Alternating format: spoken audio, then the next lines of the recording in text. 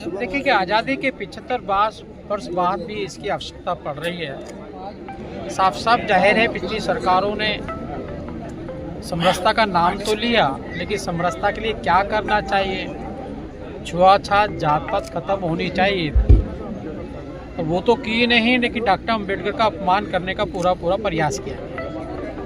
उनको भारत रत्न नहीं दिया गया, उनकी समाधि नहीं बनाई गई, और भारत रत्न नहीं दिया गया वो अलग बात है। जिन्होंने अम्बेडकर को हराया उसे पद्म विभूषण दे दिया। तो मुझे लगता है डॉक्टर अम्बेडकर के पीछे मोदी जी का जो जिया है, मोदी जी ने डॉक्टर अम्बेडकर को जिया है। तब वो मुख्यमंत्री थे, हाथी पे संविधान को रखकर यात्रा किया करते थे, और लगातार अभी आपने देखा होगा 2015 में 26 नवंबर को एक डिबेट की डॉक्टर अम्बेडकर जी के लिए।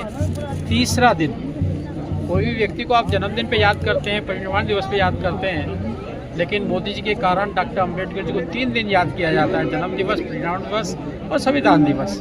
और संविधान दिवस पे याद ही नहीं करना होता। संविधान के द्वारा जो देश को एक नई दिशा मिली डॉक्टर अम्बेडकर के कारण, वो सबों को भी याद किया जाता है। आज सामाजिक समरसता, प्यार उसी कारण से, उसी तरीके से बनना चाहिए जो अम्बेडकर जी कहा करते थे। मैं पहले भी भारतीय हूँ और अंत में भी भारतीय हूँ। ये देश मेरा है, सबको मजबूत होकर आगे बढ़ाना चाहिए। संविधान बचाओ यात्रा भी विपक्ष लगातार कर रहा है। वोट चोरी की बात करता है, सबसे पहले वोट चोरी उन्होंने की, संविधान बचाने की बात किया है, संविधान का सबसे पहले अपमान उन्होंने किया। आपने देखा होगा कि आरक्षण का भी विरोध लगातार करके डॉक्टर अम्बेडकर को भारत रत्न भी नहीं दिया गया, प्रियम्बल संविधान का बदला गया लगातार, और 88 बार राष्ट्रपति शासन लगाया गया।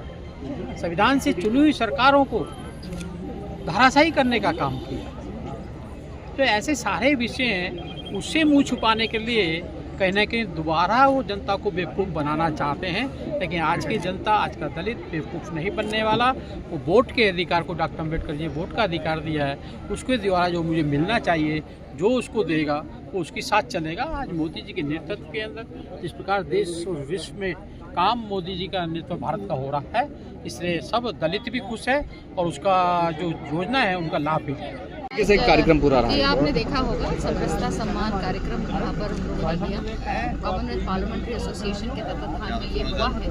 हम जोन 1 के हिस्सा है, जिसमें उत्तर प्रदेश और उत्तराखंड उसका हिस्सा है, और मैं आभार व्यक्त करती हूँ ओम बिरला जी का, और खासकर स्पीकर महाना जी का, जिन्होंने 3 विधायक हमारे लिए यहाँ पर भेजा गया था। और मैं उनका भी आभार व्यक्त करती हूँ, अग्रवाल जी का, वर्मा जी का, बनारे जी का, कि वो पहुँचे और यहाँ की उन्होंने जो हमारा मंच है उसकी शोभा बढ़ाई। उनका मैं बहुत आभार व्यक्त करती हूँ। एक छोटा सा प्रयास मेरे द्वारा था कि जो डॉक्टर भीमराव अम्बेडकर जो हैं, उनकी जो सोच है, जो विचार है, और जो वो हमारे लिए 1950 के दशक में जो वो करके गए हैं, जो वो हमें बता के गए हैं, उनको दोबारा से यहाँ पर रखा जाए। और वो प्रेरणा स्रोत तो रहे हैं, लेकिन जनता तक बताया जाए कि उन्होंने उस वक्त जो किया था वो आज धीरे धीरे आदरणीय प्रधानमंत्री जी के नेतृत्व में पूरा हो रहा है। एक छोटा सा प्रयास था जहाँ मैंने सम्मानित भी किया उन लोगों को मंच देने की प्रयास किया, जिन्होंने बहुत कठिनाई सहन करते हुए, शिक्षा को माध्यम बनाते हुए अपने जीवन को बहुत आगे बढ़ाया है और समाज को भी विकसित करने का ज़बरदस्त प्रयास किया है। तो उनको भी मैंने यहाँ पर सम्मानित किया। और मैं फिर एक बार अपने सारे विधायकों का, खासकर खजान दास जी का भी धन्यवाद करना चाहूँगी, शक्तिलाल शाह जी का, पोरी जी का जो बीमार है लेकिन वो पहुँचे इस कार्यक्रम के लिए, उनका कमिटमेंट दिखता है।